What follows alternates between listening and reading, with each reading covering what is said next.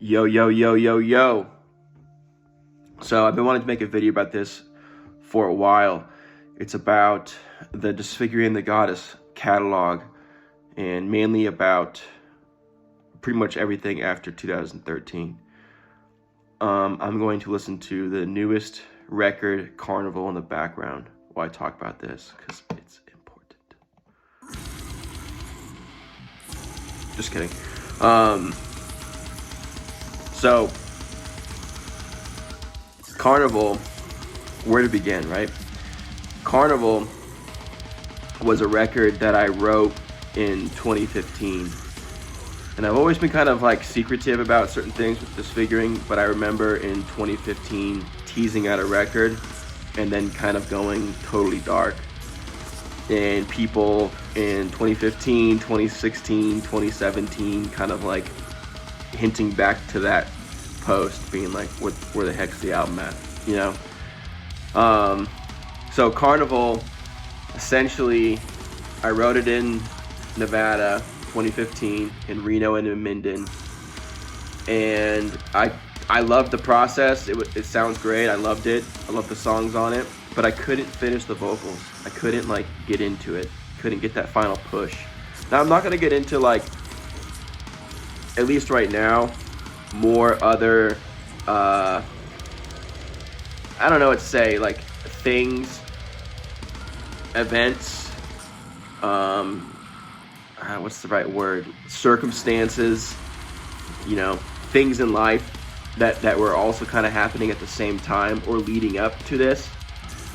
Maybe I will later, but I'm trying to keep this more concise because I'm kind of doing some catch up with the lack of dialogue I've had about these things, you know? So I think I went to Idaho. My grandmother lives in near Boise. I went up there to try to record it. Didn't work out. I went down to Los Angeles to try to record it. Didn't work out. So I kind of just like said screw it and just kind of put it on the back burner and started working on other kinds of music, you know. In 2017, I was living in Los Angeles, and I remember I wrote the main riff for Don't You Want to Meet Us from Caterpillar, and I was like, this is the vibe, like this dirty, like just gut punching, you know, energy. And I was living with some roommates at the time, and in between, usually I would just done the whole thing right then and there, you know, vocals, everything. I was feeling it, and I took a minute, took my headphones off, and I heard like my female roommates talking about like some TV show, and I was like, this is not happening right now. This is not the time or the place. Like, I need to make some changes, you know. So I moved to Nevada, Minden. My parents were building another house, and I moved into our original house, rented it from them, and that's when I did Caterpillar. And Caterpillar was kind of like I should make another video about Caterpillar later, but it was an interesting process. And at the end of Caterpillar, I remember I was in Nevada, so I hit up Garrett McGeehan, who's the original vocalist of Disfiguring the Goddess when it was a more of a garage band. And we're good friends, always been good friends, and I just wanted to make some music with someone. And, you know, if you know anything about me in a lot of ways, like I kind of only like to make music with people who I like click with really well and vibe with really well. And that's like the number one thing for me, you know.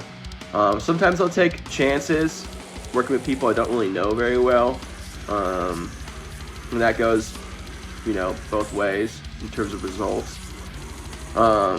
But, you know, I hit up Garrett. I was like, hey, you should come, because we had a project called Seraphim back in the day, you know, back in the day meaning 2006, and it was both of us on vocals, and I was doing all the music. I have a couple tracks from those demos. So I was like, hey, let's like start that up again. Let's make some music.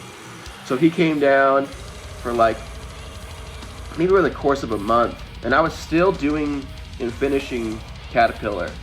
And we did what we were calling Seraphim. Last minute I changed the name to Blood Animal. And we did Blood Animal. And the last couple tracks of Blood Animal we did had like that heavy sample-based, consistent tempo sound that you basically sounds like Soothe. And there's a couple tracks on the order of Blood Animal, the track listing was all, I rearranged it after it was finished. So it's not like the end of the album. I think actually the first track has a lot of that in it. But essentially, before that album was finished, I started making Soothe. So there was a point in time where Karnival was instrumentally done for 2015. Caterpillar was almost done. Blood Animal was almost done. And Soothe was like 3 tracks deep. So there was like 4 albums or projects being chewed on at the same kind of flow. And that's how I like to be. I'm a very momentum-based person and producer. And I think like after I kind of took a more of like an absence, and I'll talk about that later on. I don't want to make this video too long. But you know, I'm always trying to get, I know it's not about one project. I know it's never about one project. It's about consistency, continuously doing projects and that growth. Like my whole catalog on both Big Chocolate and Disfiguring, you can see that. You can see how like it's basically a expression of momentum. You know, promo EP to Circle of Nine to Sleeper to you know, the Private Blacker Child. It's like that's basically just pure momentum and just letting the flow go and learning new things and stuff. So when Soothe happened, I was like, okay, I mean, all of them I had good flow on. There were certain aspects that I didn't. One of them being on Blood Animal and Karnival. One of them being like, I guess like mixing. Like I was definitely trying to experiment with doing different things and getting a different sound. I didn't want a really polished sound. I didn't really want a punchy sound. I kind of wanted like a shittier sound. Like I remember there was a period where I actually experimented with Blood Animal having more of like a shoegazy mix with like less distortion on the guitars. I thought it was really sick. There was a lot of like effects on the vocals and the guitars were really kind of like interesting sounding. I don't know, I loved it, but that's not the way I took it in the end. But Soothe was like how I like it. It just had like the sound right away, and I did the whole thing in like 2 weeks. I did the vocals later on. I did instrumentally, and I think a couple vocal, but I think I did like the first 3 tracks vocally. Moved to Texas, released Caterpillar, finished Soothe, released Soothe, and then finished Blood Animal and released Blood Animal. So the order got all screwed up. Karnival should have been after Black Earth Child, but Caterpillar was. So it was Caterpillar, then it was Soothe, but Blood Animal should have come after Caterpillar, right? And then, you know, Blood Animal came, and then Karnival came. So the order is all screwed up. And Karnival being like instrumentally kind of a return to form, but I think also in like a lot of my workflow, like looking at Karnival coming after Soothe, it's like, I don't know how to describe it, because I remixed Karnival multiple times. I wrote it in Logic, I mixed it in Pro Tools, and then I finalized it in Ableton, remixed it all over again in Ableton, and did the vocals. There was no vocals on it, so I did all the vocals last year as well. And I remember like there was a period where I was just like not sure if I was gonna finish it, because I'm working on a lot of new stuff too. Like there's a lot of new Disfiguring the Goddess that's probably my fate. I don't think I would be making this video or videos right now if the new Disfiguring the Goddess wasn't the way it is, you know?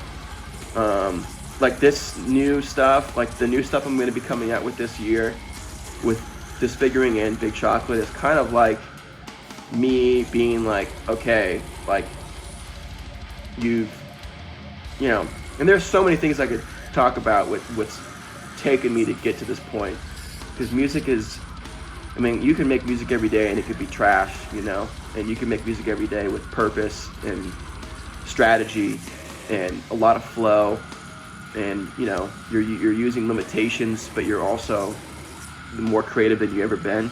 You know, that's where I shine.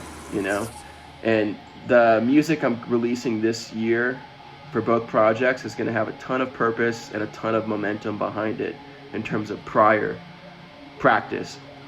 And to me, practice is not simply making music. It's going through the whole thing, making it, distributing it, making it public, you know. And as someone who has like had an established career and has eyes on them, I think that could be kind of difficult for some people. But I just don't care, you know. I got to work through what I got to work through and do what I got to do. And I think the last few years of music releases from me are kind of like that process for me. And Karnival and Dubstep for Moms is kind of me being like, all right, let's rock. I'm ready to go. And I didn't expect anything to happen with either of these albums, and they both have been very successful. And they've been successful to me too, because I feel like I can be more myself online now. Another big thing about posting on the internet, I don't think, to me, I mean, this is just how I feel, but I don't feel comfortable posting or contributing anything that's going on in my mind when I'm not walking the walk that I want to talk, you know? And, you know, a big part of my online presence has always been around music. So if I don't have music out that I feel like represents me in some way, or, you know, that I just don't want to contribute anything, you know? So Karnival and Dubstep for Moms have really allowed me to naturally and organically start to contribute more. And if you follow me on Twitter, you'll see a lot more of that. If you follow me on Facebook and whatnot, you'll see a lot more of that. And I think Chem Everyday YouTube channel is kind of the final frontier of that. And there's a large trickle down that could happen from Chem Everyday with, you know, if I'm on here talking, like, I don't know, everywhere else is easy, you know. This is the most transparent place to be for myself, you know what I mean, and natural. So I guess that's a good place to cut this off. You know, I thought about making like a more formal video with me writing almost like a script, but I think off the cuff is pretty good. I love Karnival. I think it's an awesome record. I'm so glad I finished it. I love the mastering on it. Like, I feel like I nailed the mix. It has like that perfect blend of dirtiness, but it's still very punchy, you know. Very happy with the way it came out. Shout out to Bob Mack, my mastering engineer. Shout out to all my friends who have heard the rough mixes of it before I got it tuned up. Yeah, there's a lot of, I don't want to say self-doubt in mixing, but there's a lot of like, my whole thing is like, there's definitely a moment where you want to pull the trigger and you're done, you know, and it's never really well defined. You can always change things. You can always sit on things for a couple more months and change things and learn other things doing different stuff. So I'll talk more about that psychology around you know, gassing it and knowing when you're done with the project and knowing how to take it to that final step, you know. But yeah, looking forward to chatting more and being more consistent. And you know, there's a lot going on this year, and I'm just seriously can't wait. And I'll talk more about like that feeling I have about how I can't wait and what I think the best way to deal with it is, because I've done a lot of thinking about that over the past couple months as I've been working on stuff and moving things forward, but also like, that's another video, and this is already almost 15 minutes long. So thank you, peace out, shaka bra, see you soon.